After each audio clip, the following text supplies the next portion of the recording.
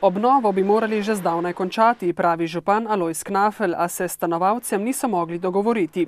Tako kljub začetim rušitvenim delom na podstrešju naložba stoji. Stanovalcu, ki ima status invalida, smo ponudili 3 ali 4 stanovanja, vse boljše, vendar ni hotel, da se izseliti.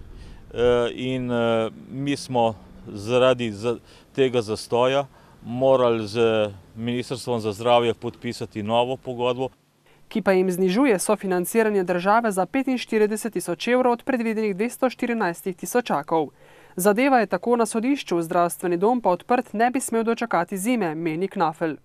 Novomeško sodišče ima malo zaostankov in računamo, da bo ta zaplet rešilo septembra, morda oktobra. Zdaj, ali bodo kakšne pritožbe, to ne vemo. Mislim, da to je vse v rokah sodišča. Knafelj se boji, da bi lahko obnova padla v vodo. Če namreč denarja od države ne bodo izkoristili do konca oktobra, lahko njeno financiranje povsem propade. Občina sama pa naložbe, ocenjene na približno 700.000 evrov, ne bo zmogla.